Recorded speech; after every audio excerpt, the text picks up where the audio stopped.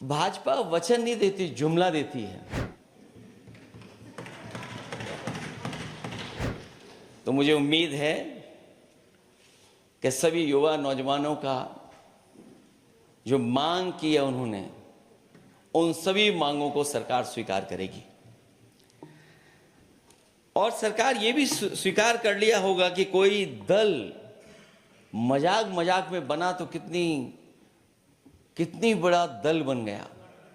जो कोई चीज मजाक से शुरू हुई वो कितना सीरियस हो गई, और इतना सीरियस हुई कि हमारी सरकार लोकतांत्रिक हो गई कि जो उनको धरने पे बैठने दिया। सरकार लोकतांत्रिक थी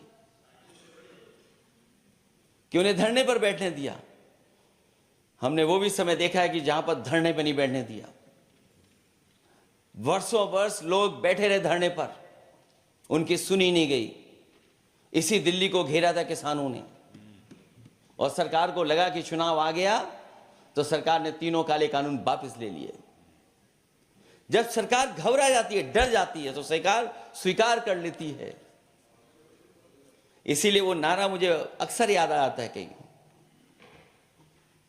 कि झुकाने वाला चाहिए, सरकार भी झुकती है। जो विषय लाया गया है कि prevention of unlawful means act, सरकार को कम से कम ये बताना चाहिए था कि 2024 में जब ये लेकर के आए थे तो आज 2026 में कैसे पेपर लीक हो। और केवल गिनती के 1-2 पेपर लीक नहीं हुए हैं। ये ऐसा आंदोलन रहा जिसमें मां बाप और नई पीढ़ी के लोग सब जुड़ गए। अगर हम ये माने कि 20 लाख बच्चों ने परीक्षा लिखी थी और उनके घर परिवार के सदस्यों को हम उसमें जोड़ दें, दादा दादी, माँ बाप और परिवार का कोई सदस्य, तो 5 लोग प्रभावित थे। और 5 गुणा 20, 1 करोड़ लोग नाराज हुए सरकार से। और अक्सर हम पॉलिटिकल लोग हैं, हम लोग जानते हैं जब कभी आंदोलन करते हैं तो कितनी तैयारी करानी पड़ती है, गाड़ियों का इंतजाम, खाने का इंतजाम और इंतजाम। लेकिन ये पहला आंदोलन देखा कि जिसमें माँ बाप भी जुड़ गए और कहा कि जाओ बच्चों आंदोलन करो, हम आपके साथ हैं। ये पहला आंदोलन ऐसा देखने को मिला है। और केवल दिल्ली में नहीं हुआ ये, केवल दिल्ली में नहीं हुआ ये। अगर ये बात गलत है, अगर ये बात अध्यक्ष महोदय गलत लग रही है, तो देश के होम मिनिस्टर साहब को ले आइए, वो सब एक्सप्लेन कर देंगे।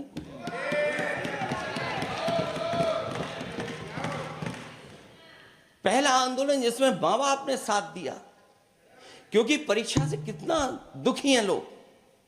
ये जो परीक्षाएं लीक हुई हैं, कई महीनों पहले ये किताब बना दी थी।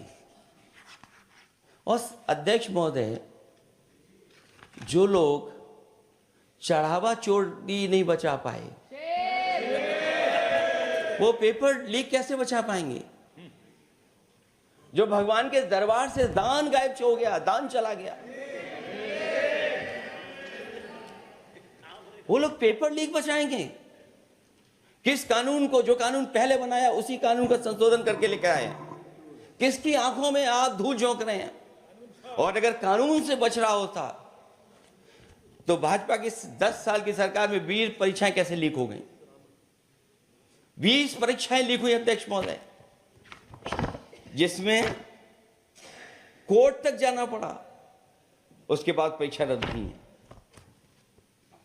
दरोगा भर्ती का पेपर लीक हो गया, जूनियर इंजीनियरिंग के भर्ती का पेपर लीक हो गया, ग्राम विकास पंचायत अधिकारी का पर्चा लीक हो गया, नलकूप चालक भर्ती का, यूपी टेट का परीक्षा लीक हुआ। और एक बार नहीं हुआ, 3 बार पेपर लीक हुआ यूपी टेट का। हाई स्कूल बोर्ड का परीक्षा लीक कर दिया, इंटरमीडिएट की बोर्ड की परीक्षा लीक हुई, इंटरमीडिएट का फिर परीक्षा का लीक हुआ, कई बार हुई। सिपाही भर्ती लीक हुई। आप सोचिए कितनी परीक्षाएं लीक हुई हैं। और नीट परीक्षा कोई पहली बार लीक नहीं हुई, दोबारा लीक हो गई, कानून बनने के बाद लीक हुई।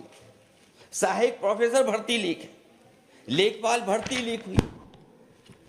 यूपी जैसे स्टेट, जो सबसे बड़ा स्टेट है, जहां से प्रधानमंत्री चुन करके आते हैं, वहां तक पेपर लीक हो जा रहा है।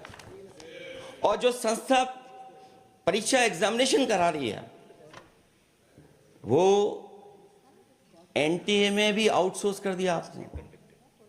हम विपक्ष के लोगों को तो डर ये लगता है अध्यक्ष महोदय, कहीं ऐसा ना हो कि ये पूरी सरकार को आउटसोर्स कर दें।